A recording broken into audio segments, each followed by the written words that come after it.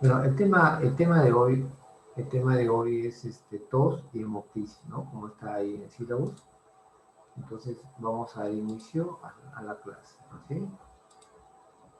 Eh, no sé, ¿dónde está la señorita? La señorita delegada, por favor, ¿está? La señorita delegada. Bueno, entonces empezamos. ¿Sí me escuchan, no?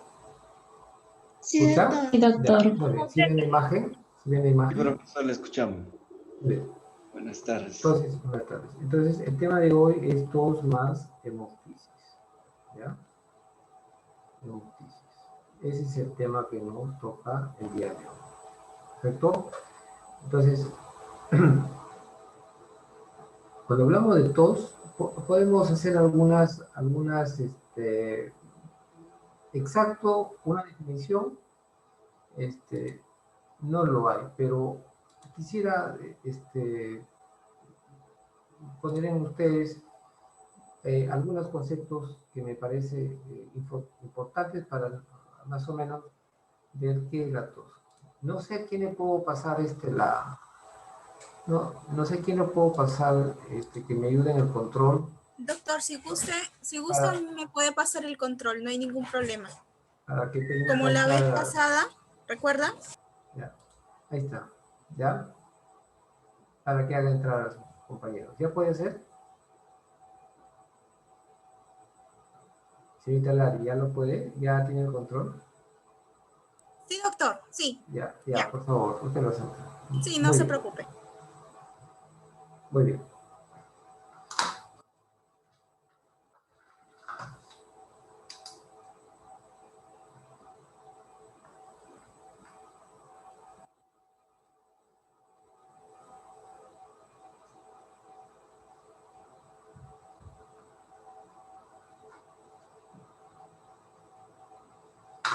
Muy bien.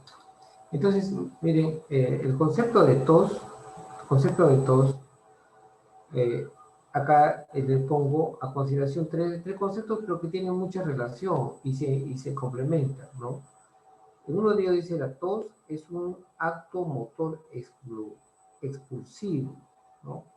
Obviamente, la tos, cuando nosotros tosemos, o sea, lo hacemos con tanta energía que botamos lo que en la mayoría de las veces lo que hemos querido hacer, ¿no? Por ejemplo, cuando tenemos un resfrío, cuando tenemos una bronquitis, ¿no? Y tenemos secreción o cuando tenemos asma, entonces hacemos esfuerzo de la tos y lo hacemos con una fuerza.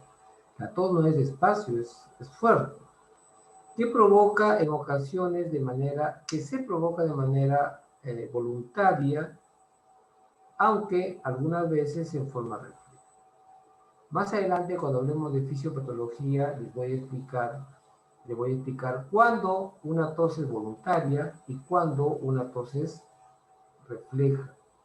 Voluntaria es cuando, por ejemplo, estamos con resfrío y a cada momento tenemos la secreción en la orofaringe, ¿no? Tenemos secreción y estamos con deseo de toser.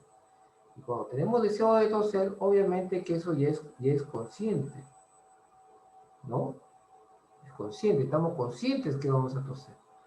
Pero si nosotros estamos comiendo un ceviche, ¿quién no ha comido un ceviche? ¿No? ¿Y quién no se ha picado? ¿Y quién no ha tenido tos? ¿No? Cuando el ceviche es muy fuerte, ¿no? Inmediatamente, cuando es muy fuerte, estimula la orofaringe y uno de inmediato, no, ni siquiera lo piensa, de inmediato tose. Eso es una forma, ¿no? O cuando alguien está tomando agua, de repente un poco de atragantamiento, de inmediato tose. O una galleta, de inmediato tose. ¿No? No lo hace consciente, es un acto reflejo. Por eso es una forma refleja. Pero el otro, cuando tenemos ya nosotros ya el deseo de toser, eso es una forma voluntaria. Por ejemplo, dos conceptos, ¿no? Que la tos es un acto motor explosivo que puede ser consciente o de una manera refleja. En lo segundo, ya sabemos que es Es una expulsión forzada, rápida, ¿no? Es corta en el tracto respiratorio inferior asociado a un sonido. La tos tiene un sonido característico, ¿no? Que todos sabemos. Nadie tose sin que haga sonar, ¿no? Y lo tercero es, la tos es un reflejo que funciona como un mecanismo de defensa, ¿no? Eso es lo que primero sabemos, pero aparte que es un mecanismo de defensa que va en nuestra ayuda, en nuestra protección, ¿no? También, ¿no? En la cual pues favorece la limpieza de secreciones excesivas, ¿no? En algunos casos también nos puede causar daño, como vamos a ver más adelante, como es en el caso de la tos ferina, ¿ya? Que lo vamos a ver más adelante. ¿Perfecto?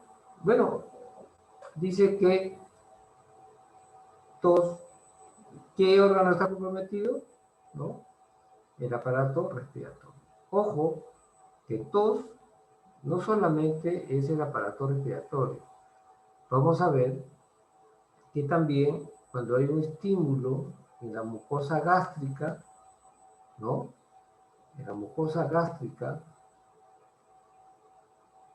y en el esófago, también estímulos a nivel de mucosa gástrica y esófago también nos puede producir tos, como también estímulo a nivel de conducto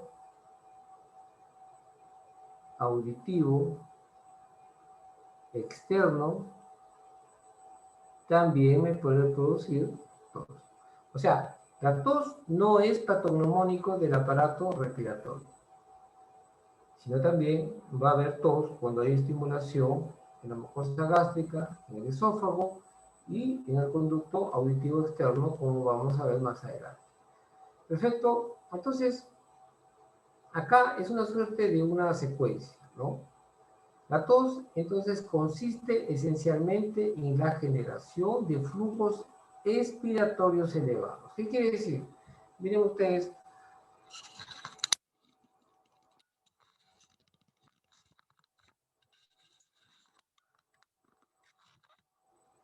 Miren. Para que se produzca una tos, uno tiene que hacer una inspiración forzada. Miren. Y recién uno puede toser. O cuando es alto reflejo, con el aire que tenga, tose de inmediato, ¿no? Pero normalmente debe haber una inspiración forzada y de elevado volumen, tras la apertura brusca de la glotis, con el fin de movilizar las secreciones o partículas que han estimulado la inducción. La salida violenta del aire se acompaña de la producción de ruidos que caracterizan al signo de la tos, como hemos visto en la anterior lámina. Tiene una función defensiva frente a la retención de secreciones, asma, bronquitis, ahora que tenemos con el COVID, pero también es un síntoma de enfermedades que afectan a múltiples estructuras respiratorias. Claro, cuando hay una infección de vías respiratorias no solamente afecta a una zona, sino a diferentes zonas, dependiendo del tipo de infección y de la gravedad. La tos excesiva, acá miren lo que es importante. La tos excesiva puede producir complicaciones, ¿no? Como consecuencia de los esfuerzos que eso conlleva.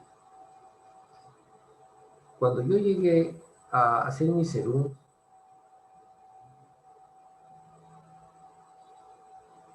en un lugar que no tenía luz, no tenía agua, en un distrito, no tenía agua, ¿no? Escuché decir que diario morían 5 niños. Yo no sabía por qué estaban muriendo 5 niños. Agarré mi mochila con la enfermera, obstetriz, técnica, nos fuimos a caminar hacia los caseríos. Encontrábamos efectivamente que había niños, básicamente menores de 5 años, que tenían una tos, que lo dicen la tos de gallo. No sé si has escuchado alguna tos de gallo. Bueno, ahora ya no he visto tosferina, la verdad. ahora lo que hemos visto es el síndrome coqueluchoide. Coqueluchoide. El paciente tose, tose y tose y tose y se vuelve cianótico. Cianótico, ustedes no han visto. Gente nunca se vacunaba por la SIDA. Después de 10 años volví a ese lugar y me dio mucho gusto que tenían luz, tenían agua, tenían escuelas, ¿no? Y los niños estaban bien coberturados con vacunas, ¿no? Yo fui uno de los primeros médicos que fue por ahí. Pero morían. ¿Y cuál era la causa? La bendita tos felina. Que está dentro del programa de vacunas como la DPT. Difteria, pertussis, tétano. ¿No? Entonces, ¿y qué producían? Ojos rojos, ¿no? En algunos casos el excesivo tos y la cianosis producía convulsiones en los niños. Entonces, miren, una tos excesiva ya no simplemente, en algunos casos puede funcionar como algo defensivo, sino que también puede complicar, ¿no? En este momento como el COVID, por ejemplo, el COVID, hay algunos pacientes que tienen una tos excesiva, ¿no? Y lo único que hacen es seguir irritando, ¿no? Ya no hay que expectorar, pero siguen tosiendo, porque la lesión está ahí. Entonces, por eso que actualmente se utiliza un antitusígeno. Usualmente es el dextrometorfano o la codeína, ¿no? Actualmente se usa mucho. Entonces, conclusión. La tos es un mecanismo de defensa, ¿no? Pero también, en ciertas ocasiones, puede llevarnos a complicaciones, ¿no? Complicaciones. Entonces, ¿qué sucede? Siempre con el tema, ¿recuerdan ustedes en la disnea? ¿Recuerdan ustedes en la disnea? ¿No? El oxígeno era fundamental para estimular los vasoreceptores, ¿no? Y toda la secuencia, disnea. En el dolor torácico, ¿qué hemos visto? A las noxas, ¿no? ¿Qué noxas? La serotonina, lactato, digo. Lactato. Y adenosina. Lactato y la adenosina, ¿no?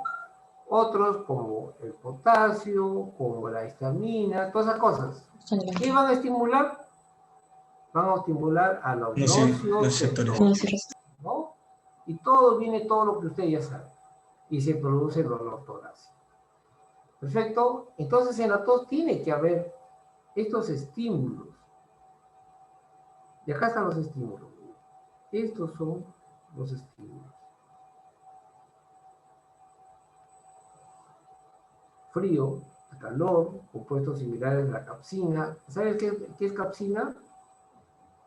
Es el ají, la que nos encanta. La histamina, las citoquinas, leucotrienos, bacterias, hongos, virus, materiales aspirados, partículas de humo. Todos estos son los estímulos, igualito que el oxígeno, igualito que las noxas. Van a funcionar igual. ¿Por qué? Porque sencillamente estos estímulos van a estimular acá igualito a unas terminaciones nerviosas como lo hace con el dolor torácico. En el dolor torácico, estos receptores nociceptivos, ¿a dónde iban? A la médula espinal, luego al tálamo y luego a la corteza cerebral, ¿no es cierto? Acá, a través del nervio, el décimo, ¿cuál es el décimo? El vago, ¿no? Que acá va a ir al núcleo, al núcleo solitario, ¿no? Y de ahí vamos a ver más adelante. Pero eso es lo mismo, ¿no? Eso es lo mismo, tiene que haber estímulos. Y esos estímulos son estos, que van a desencadenar el estímulo para que al final, después vamos a ver, nos va a producir la tos. Entonces, ¿quiénes son esos estímulos? Acá ustedes lo tienen. Entonces, los receptores de la tos, estos acá los llamamos vasoreceptores. Acá el dolor, ¿cómo lo llamamos? Nocioceptores. Y acá en la tos, ¿cómo le llamamos? Receptores de la tos. Entonces, ¿dónde tenemos receptores de la tos aparte del sistema respiratorio? ¿Dónde más tenemos la tos? Miren ustedes, bueno, la laringe está ahí, la supralaringe, el canal auditivo. ¿Está en el aparato respiratorio? No lo está. La plévora está ahí. ¿El pericardio está?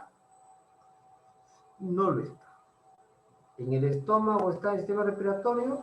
No lo está. En el esófago no lo está. Pero ahí hay receptores para la tos. En el aparato respiratorio, ¿no? Acá tenemos epitelio de la tráquea y los bronquios, ¿no? Las células columnares, ¿no? El epitelio columnar, pseudoestratificado, miren la característica, ahí están los receptores. En los bronquiolos, donde tienen un epitelio columnar simple, ¿no? Entonces, miren ustedes, ahí deben estar los receptores. Estos receptores están ahí. A la espera de ser estimulados. ¿Por quién? Por estos. Obviamente, el conducto auditivo, el pericardio, el esófago, el estómago tendrán otro tipo de receptores que tienen que ver muchas veces con, por ejemplo, el canal auditivo, con el frío, el pericardio con la inflamación, el estómago, el esófago con el pH, que vamos a ver más adelante. Bien, estos receptores, ¿no? Aparte del vago, hay receptores de acción lenta y de acción rápida, las fibras C y las fibras AB, que lo vamos a ver más adelante. Entonces, miren, por ejemplo, ¿no?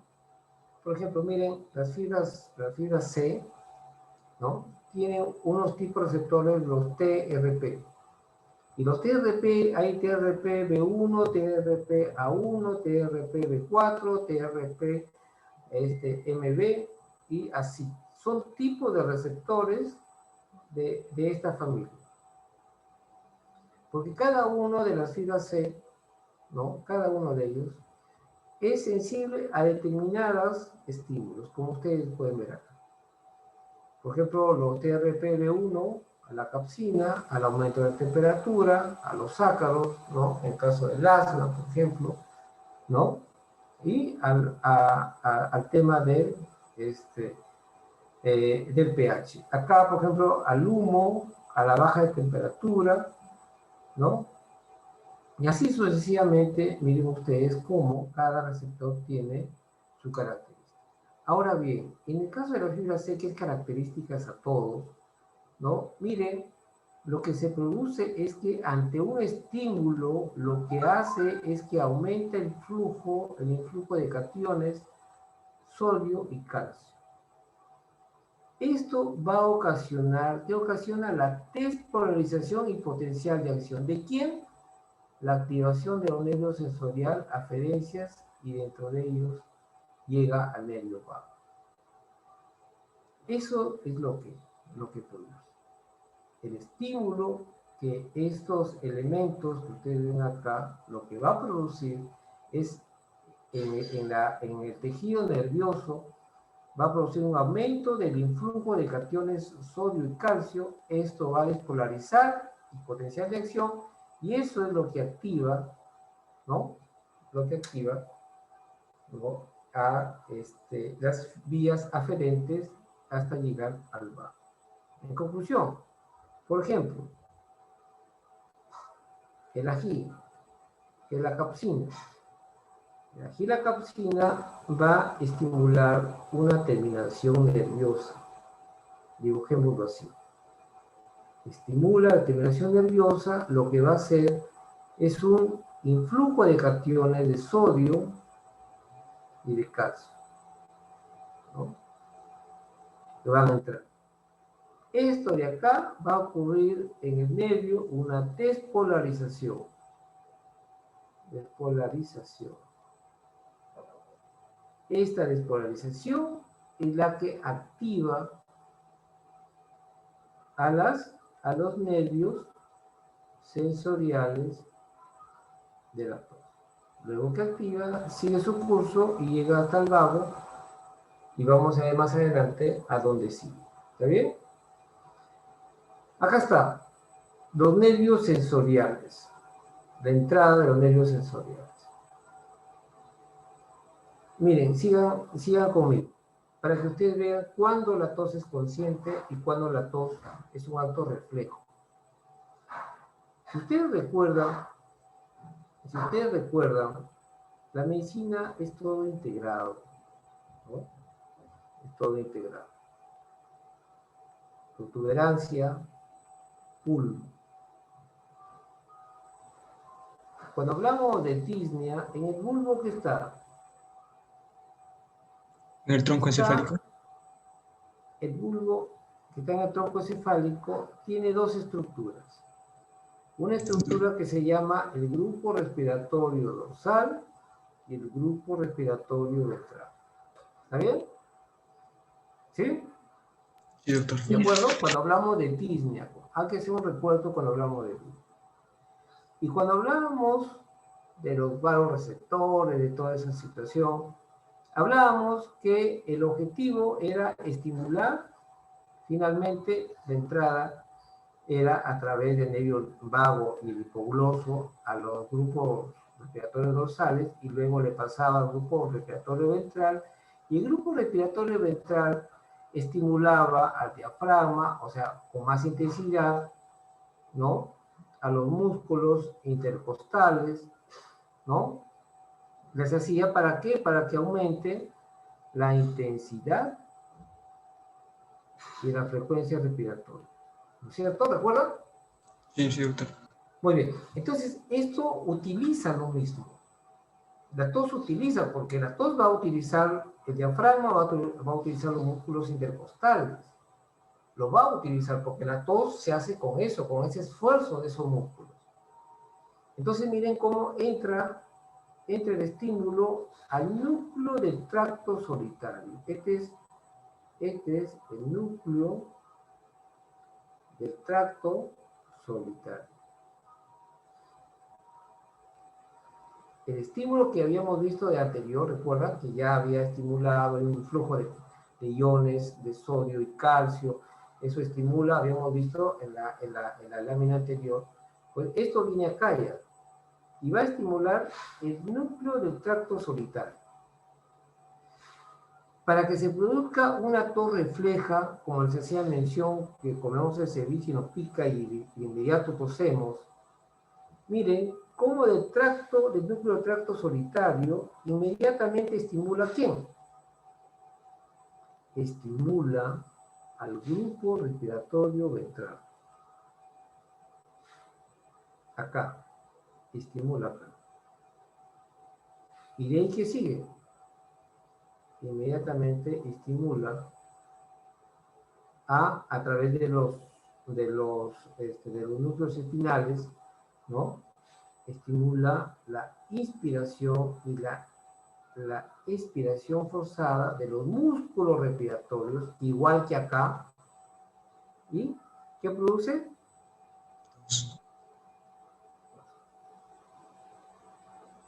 Eso cuando es reflejo, ¿no? Cuando es reflejo, cuando uno se atora y de inmediato tose, ¿no? Ni siquiera lo piensa dos veces, tose nada más. Entonces sigue eso. Miren cómo utiliza lo que ya hemos venido haciendo, ¿no? Núcleo respiratorio, grupo ventral dorsal. Cuando nosotros tenemos asma y queremos toser, a veces dice, cuidado, voy a toser, o a veces uno tiene tiempo de salir fuera del lugar donde está reunido y tose afuera, tose en otro lugar, o tiene tiempo de sacar el pañuelo y ponerse en la boca. ¿no? Cuando uno tiene eso, es porque ya es consciente. Y cuando es consciente, mire, del núcleo del tracto solitario, miren cómo va a elevar una señal a la zona subcortical donde es procesado, luego de acá envía a la zona sensorial, a la zona motor, y a la zona cognitiva, y miren cómo del motor, bueno, obviamente acá se hace consciente, ¿no? Pero del motor, ¿cómo envía? Igual que la disnea. ¿A quién lo envía? Al grupo respiratorio ventral, y el grupo respiratorio ventral a través de los nervios, ¿no? A través de los nervios, ¿no? Espinales, músculos respiratorios, y se efectúa la tos. Entonces miren cómo es que tiene este mecanismo de realización. ¿Ven? Entonces, eso es la fisiopatología, lo que se produce en el caso de la tos. Miren cómo utiliza núcleos que nosotros habíamos visto en Disney. Muy bien, supongamos, acá hay una neumonía. Supongamos, acá es el calor o el frío. Lo que usted hacía a veces cuando va a mi tierra es toso, ¿no? Por el frío. Y, ¿no? Por un material, ¿no? Por ejemplo, por la TBC o por una neoplasia, que son causas de tos. Pero en una neumonía ya sabemos que hay una reacción al sistema inmune, ya sabemos que acá en el alveolo se produce toda una reacción inflamatoria, una defensa del sistema inmune. Acá se produjo la inflamación alveolar, liberación de citoquinas, ¿no? La unión de citoquinas con las neuronas sensoriales, acá ya están, acá también están, todo tiene una inervación, pues, ¿no? Las neuronas sensoriales, ¿no? La que hablábamos, la fibra C o la fibra AB, ¿no? O los SARS, que hemos visto anteriormente, ¿no? Entonces la unión de las citoquinas con las neuronas sensoriales, ¿qué va a hacer? Aumenta la sensibilidad de los estímulos. ¿Qué va a producir? El influjo de iones, recuerda la anterior lámina, influjo de iones, sodio, calcio, despolarización, estímulo de neuronas vagales. ¿Qué sigue? Conducción y despolarización al núcleo del tracto solitario.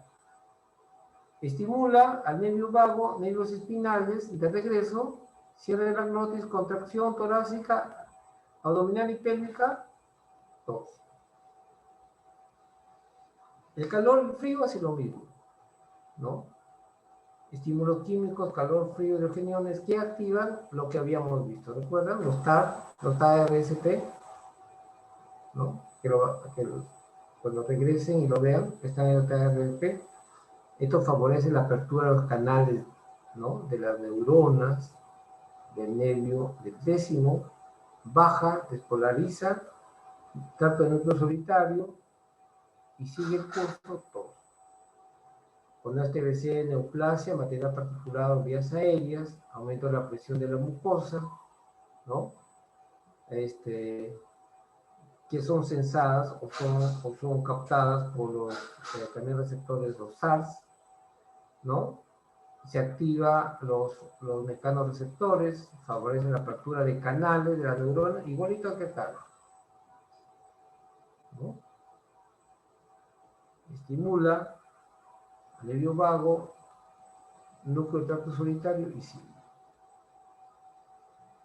¿Ven? Y todos los eventos colaterales acá en el nervio vago tienen que abrir inicialmente la glotis, ¿no? Se permite la inspiración forzada, porque la glotis se cierra cuando uno ya va a toser, ¿no? Pero al inicio tiene que aperturarlo y eso le da el vago, ¿no? Y evidentemente los nervios que participan en la tos.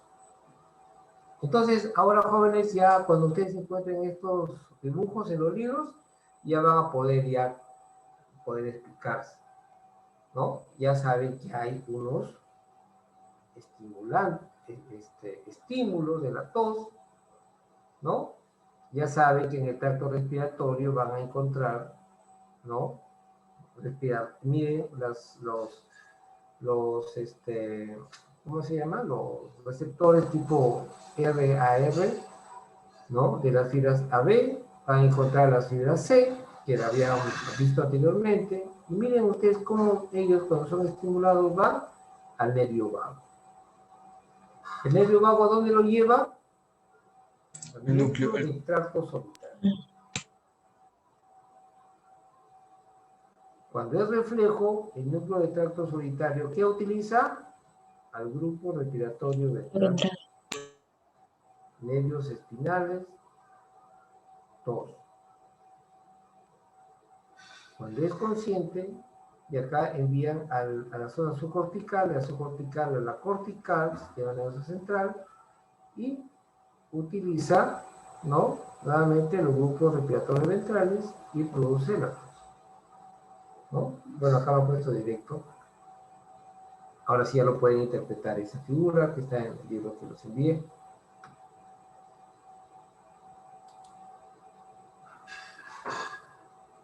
Muy bien, este también ya lo pueden interpretar, creo que esto está en el Harrison, me parece, ¿no? Acá están los estímulos, miren ustedes, los receptores, igual que acá, ¿no? Acá a través del vago, llega al tracto núcleo solitario, el núcleo del tracto solitario, el núcleo del tracto solitario, ¿no? Y acá viene el sistema nervioso central y tiene toda esa secuencia. Principales causas de tos, bueno, las infecciosas, ¿no? Los resfríos, las enfermedades respiratorias crónicas, tipo asma, tipo EPOC, procesos cancerosos, eso sí produce bastante. Medicamentos, el IECA, esto es lo más reciente. Ustedes saben que a partir de 50 años, más del 30% de los pacientes, si van a una fiesta donde hay personas más de 50 años, hay 100 personas más de 50 años, 40 de ellos son hipertensos. Y si ustedes van a una fiesta entre jóvenes de 18 a 30 años, solamente 18 a 30 años, el 15 o 20 de esos 100 jóvenes, hombres y mujeres, son hipertensos. La cuestión es frecuente. Y generalmente cuando una es que este es un medicamento muy bueno. Y generalmente un hipertenso se inicia con esto, con IECA. Y a veces esto IECA produce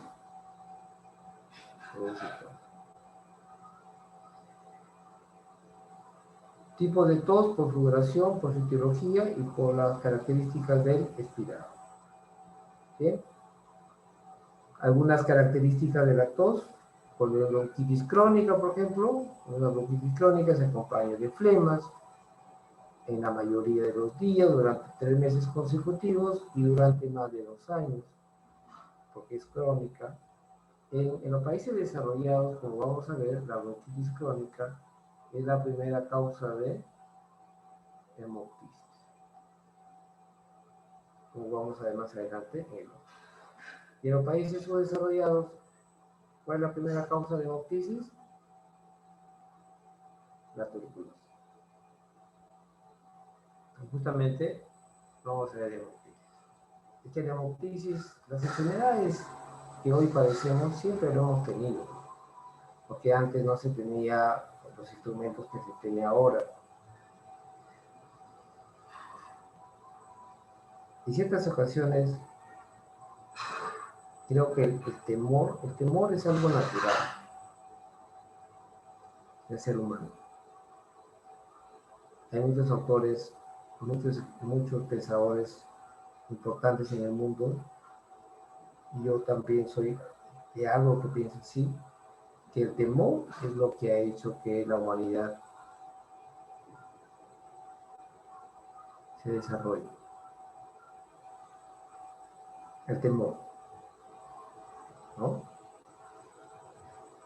En la edad de piedra, ¿no? Donde el ser humano indefenso y venía un diente sable, ¿no?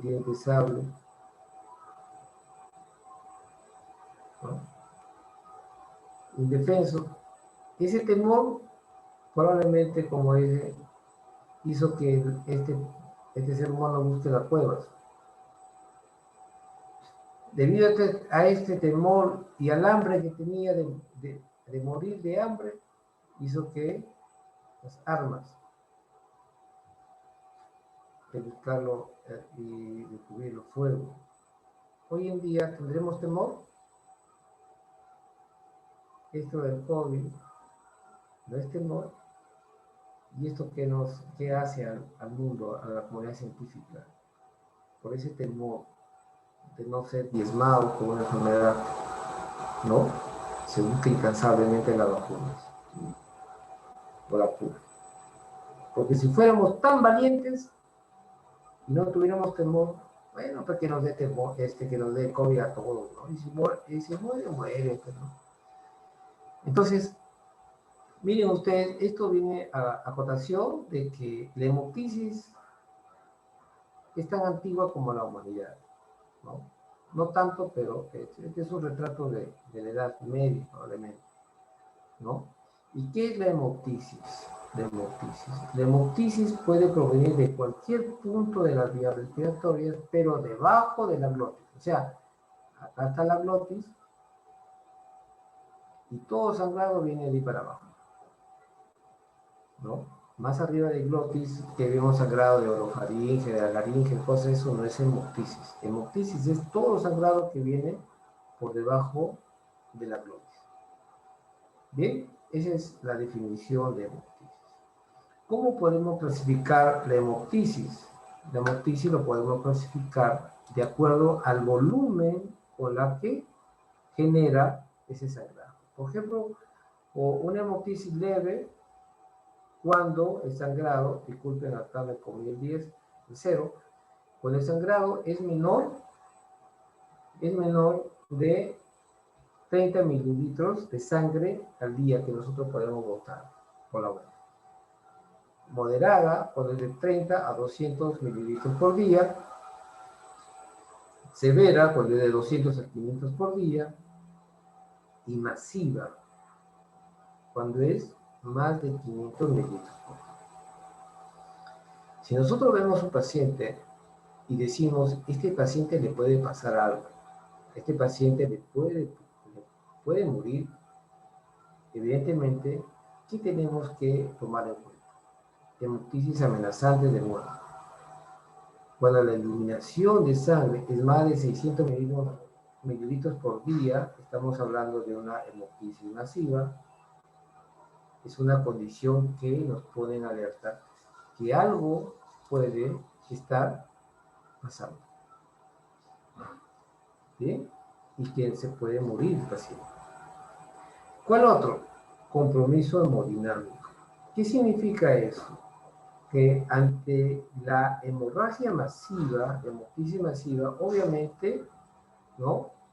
El paciente va a disminuir su volumen sanguíneo. Ahora ya sabemos que este volumen sanguíneo nos va a llevar a una disminución, ¿no?, de CO2. Ya sabemos que el paciente con compromiso hemodinámico, la frecuencia respiratoria va a estar aumentada. Cuando hay compromiso de volumen sanguíneo, ¿no?, la presión arterial va a bajar, ¿no? Y como mecanismo de compensación, la frecuencia cardíaca va a aumentar. ¿Intervendrán acá en el compromiso hemodinámico los vasoreceptores? Sí. Claro. Entonces, ¿cuándo otro podemos ver que el paciente se puede fallecer por una hemoptisis? Cuando empieza a haber una insuficiencia respiratoria. ¿En qué sentido? Ya se imaginarán ustedes, ¿no? Los pulmones. Ya se imaginarán ustedes. Vamos a suponer que una tuberculosis le cae una caverna y acá hay un sangrado y comienza a sangrar. No toda la sangre sale. sino que hay sangre que también queda y llena algunos espacios alveolares, bronquialveolares. Entonces se genera que hay zonas que ya no se produce el intercambio gaseoso, ¿no? Vale decir oxígeno, CO2. Entonces genera una suerte de alteración respiratoria que, si combinamos esos tres, el paciente tiene una alta probabilidad de fallecer, ¿no? Entonces, esta figura es importante. Ustedes saben que el sistema respiratorio, ¿no?, tiene dos sistemas de irrigación. Tiene dos sistemas de irrigación. Un sistema de irrigación que sale de la aorta, ¿no? Cuando sale de la aorta y sale, pues sale de la aorta y va a irrigar el pulmón, ¿qué va a llevar? Lo va a nutrir, ¿no? Le está llevando oxígeno, proteínas, ¿no? Carbohidratos, le va a nutrir. Y si le va a nutrir, ¿cuál es esa arteria? Es esta, la arteria bronquial. La arteria bronquial es como acá dice, mientras que la sangre oxigenada procedente del corazón izquierdo va a la vía respiratoria de conducción,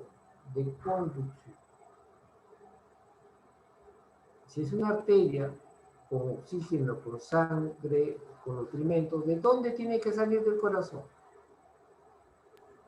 Obviamente tiene que salir del ventrículo izquierdo. Entonces, la arteria bronquial es la que va a nutrir el parénquima pulmonar y es la arteria que lleva nutrimentos y como lleva y oxigenada, entonces sale del ventrículo izquierdo. ¿Perfecto? La otro sistema es el sistema que llega al pulmón a través de la arteria pulmonar. Este sistema lo único que llega es directamente hacia los alveolos. Llega directamente al alveolo.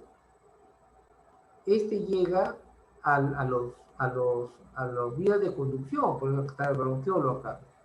Bronquiolo respiratorio, bronquiolo, bronquios, ¿no? Tráquea. Llega para nutrir a través de la arteria bronquial que sale del ventrículo. Si esta arteria pulmonar llega a los alveolos, ¿para qué llega? El intercambio gaseoso. Para oxigenarse.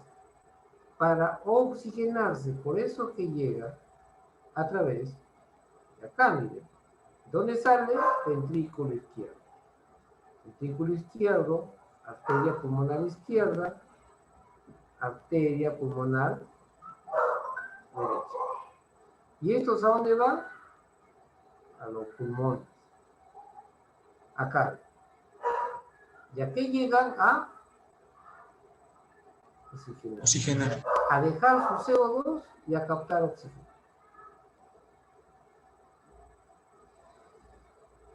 Y una vez que entran al parénquima pulmonar amplia ambas vías, ¿por dónde se drena? La única es por la vena pulmonar. ¿Y la vena pulmonar comienza a dónde llega? A la aurícula izquierda. ¿Por qué? Porque como ustedes ven, esta vía oxigenarse ya se oxigenó. Obviamente la arteria bronquial lo único que viene a nutrir, a dejar ese oxígeno, pero también sale medio desoxigenada. Por eso que acá se llama shoot. Y la fisiología lo van a estudiar. Shoot, ¿qué quiere decir? Que hay una zona en la cual a la sangre oxigenada se mezcla con una parte de sangre desoxigenada. A eso se llama Shunt. Eso va a ver. ¿Por qué les digo esto y por qué es importante eso? Porque la pregunta es, cuando hay hemoptisis, ¿cuál de los dos arterias es la que se lesiona? Con mayor frecuencia.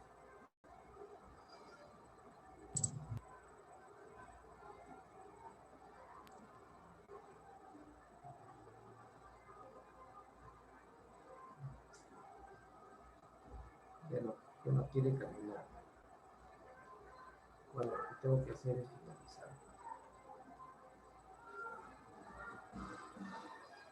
Muy bien. El 90% de las hemoptisis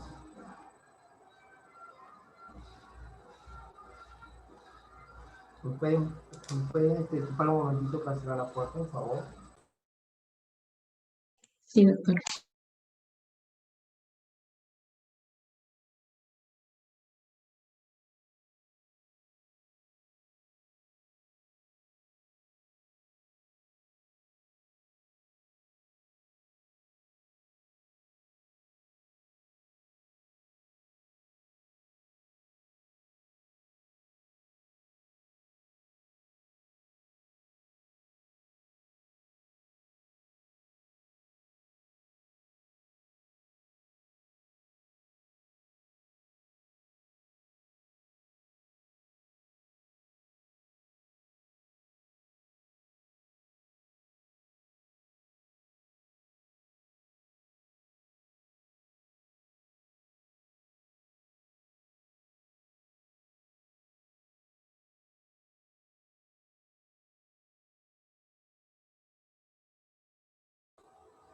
Muy bien, disculpe. Entonces, las hemoptisis, era importante lo que les decía en la lámina anterior, porque las hemoptisis, ¿no? En aproximadamente el 90% son producidas por lesiones de las arterias bronquiales. Aquí está la arteria bronquial. Miren ustedes cómo irrigan los bronquiolos. Mientras que la arteria pulmonar pasa de frente y de frente se va hacia los alveolos a oxigenarse. Doctor, Entonces, ¿podría repetir, por favor, la parte de arteria braquial, por favor? bronquial, la arteria bronquial. El 90% de las hemoptisis se produce por la ruptura de las arterias bronquiales. Las arterias que van a irrigar, como hemos dicho, como hemos visto anteriormente, ¿no? Los bronquios, bronquiolos, todos ellos, ¿no? Y el 10% de la ruptura de las arterias pulmonares que producen hemoptisis son las que ustedes ven, que ya hemos visto anteriormente, también en la anterior lámina, que vienen solamente a oxigenarse. ¿Eh? Entonces, ¿cuáles son las arterias que se lesionan en mayor proporción para causar una hemoptisis? Las arterias bronquiales. Bien, ahora, ¿cómo se produce ese sangrado? ¿Cómo se produce el sangrado? Para que se produzca una hemoptisis, ¿no?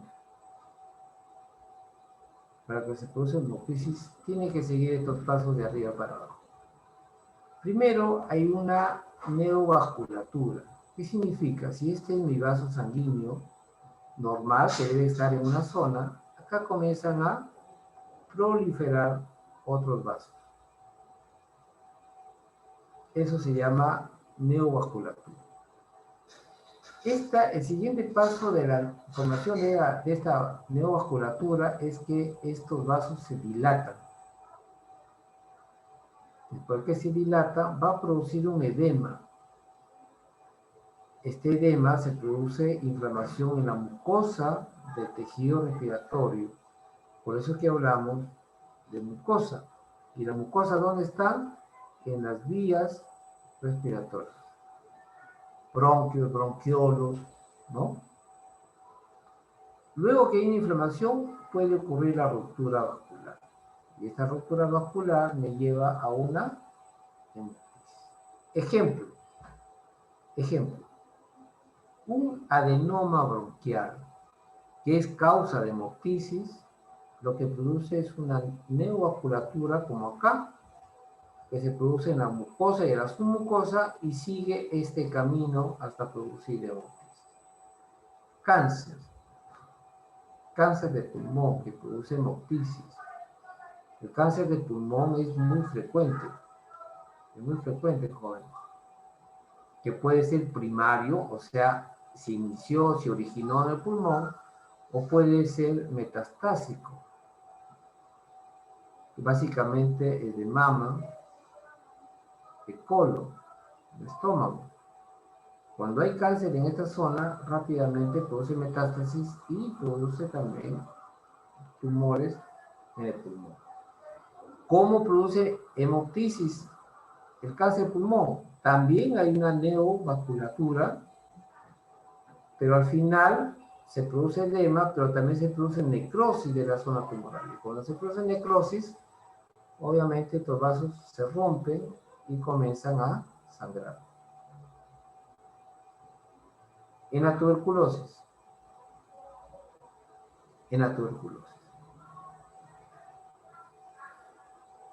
Este es un tumor. Han visto, no sé si ustedes han escuchado, que cuando nosotros pedimos una radiografía de pulmones para ver la posible lesión pulmonar y posible tuberculosis para ayudar al diagnóstico de la tuberculosis, nosotros a veces nos damos con la sorpresa que hay unas cavidades ahí. Generalmente la tuberculosis está en la parte superior, en la parte donde hay más aireación en los pulmones. Ahí sí encontramos cavernas. Pero para que se produzca cavernas, primero, la tuberculosis es una infección crónica, ¿no? Que se produce una degeneración calcificante. Es como un queso ahí, un queso así de más o menos esas características, que luego encuentra, y esto va destruyendo estructuras cercanas, va destruyendo bronquios, va destruyendo porque se va haciendo una lesión de este tipo. Y luego encuentra un bronquiolo permeable y esto comienza a salir al exterior por la tos, ¿no? ¿Y qué encontramos? Encontramos así, cavernas. Bueno, es una forma un poco exagerada, ¿no? Pero se forman cavernas. Y estas cavernas ya hay destrucción de vasos. Y esto me va a producir hemoptisis. Destrucción de vasos fundamentalmente por destrucción del parénquima pulmonar en cavidades tuberculosas. Hemoptisis. Habíamos dicho que en los países desarrollados, primera causa de hemoptisis es la bronquitis. La bronquitis lleva a bronquiectasias y la bronquiectasias obviamente a hemoptisis. La bronquiectasias es algo exageradamente podríamos comparar a la tuberculosis, aunque no es así, no de esa magnitud. Pero la bronquiectasias, si acá tenemos un saco alveolar, así, ¿no? Donde cada uno de estos son alveolos, en la bronquiectasia lo que se produce es la destrucción de estas tabiques. Y al final lo produce esto. Aparte que esa es una bronquiectasia. Aparte que acá ya no se produce pues el intercambio gaseoso, ¿no? De CO2 con oxígeno, no se produce, se lo destruye. Y estas aparentemente pequeñas cavernitas, así como acá, pero son chicas, esto nos lleva a una hemoptisis. La tuberculosis, primero en los países subdesarrollados, y hemos visto que es por la destrucción del parénquima pulmonar y las cavidades que produce. Muy bien, causa de la hemoptisis, Miren ustedes acá tienen todas las pausas para que ustedes lo puedan ver.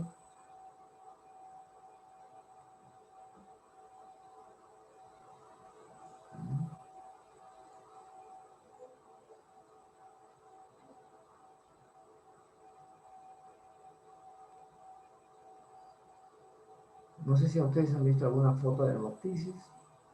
Esta es una forma leve, que está muy combinada con la saliva, ¿no? Con esputo, ¿no? Esto ya es una más moderada y esta es una ya más severa, una franca, ¿no? Miren, no hay que confundir hemoptisis, caramba, disculpen,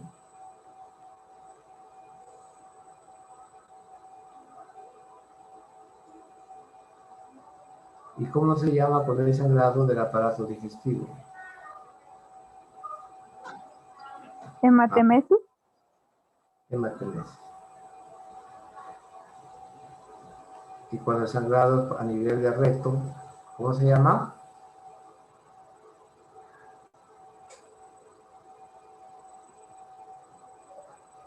Recto. ¿No? Son términos que ustedes van a ir conociendo y van a ir aprendiendo. Cuando es, por ejemplo, sangrado oscuro en las heces, ¿no? Color oscuro, color negro, negro así como esto.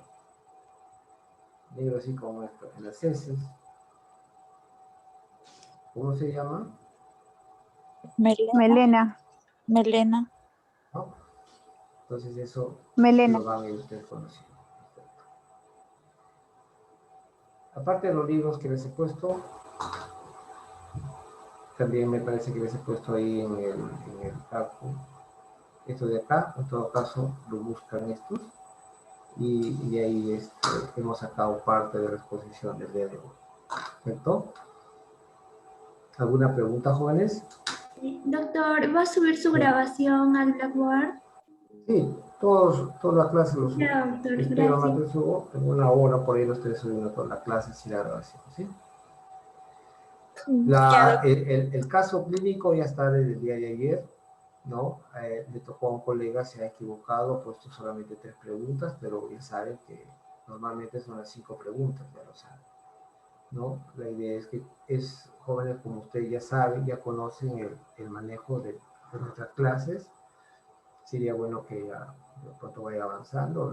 La primera parte no creo que haya problemas, ¿no? Y tengo un compromiso en estos días de enseñarles cómo desarrollar la segunda parte, ¿no? Y creo que eso ya, con eso ya creo que avanzamos y no habría dificultades para que ustedes puedan realizar su trabajo de una forma adecuada. Lo que quiero es que ustedes, como les he dicho al principio, tengan un estilo, una forma de entender las cosas, una secuencia y finalmente pues que el aprendizaje les sea sencillo para ustedes, ¿no? No muchas letras, no muchas cosas en sus diapositivas, sino que algo que ustedes comprendan. La idea es que ustedes comprendan lo que están haciendo. La idea es que ustedes entiendan que lo que hacen lo entienden y explican lo que ustedes quieren aprender. ¿Ya? Entonces, tenemos la clase. Profesor, buenas tardes. Sí. Los chicos han ido escribiendo sus nombres, han sido, aún no llama asistencia, ¿verdad? No, todavía no llamo. Ya. Los chicos les comuniqué que cada clase, porque como se pasaban de su hora, que se vayan retirando, pero que vayan dejando sus apellidos y que conste que se han estado en clase, para que usted también tenga una contabilidad, para que pueda marcar la asistencia de ellos. En el chat han ido escribiendo sus nombres y sus apellidos y sus nombres. Pero, a ver, señorita Sánchez, le agradezco todas esas cosas, pero ¿por qué se retiran si todavía no terminan la hora que tengo clase? A 5:10 termina, doctor. ¿10? Sí, son 5:19. Por ello que se han ido retirando. Bueno, ya yo lo voy a... Ya, doctor. Bueno, nos vemos el día de mañana, ¿sí? Ya, doctor, muchas gracias. Sí, profesor. Gracias. Gracias. Una buena tarde. Hasta luego, doctor. Hasta luego, cuídense. Que estudiar. Hasta luego, doctor. Cuídense. Hasta luego, doctor.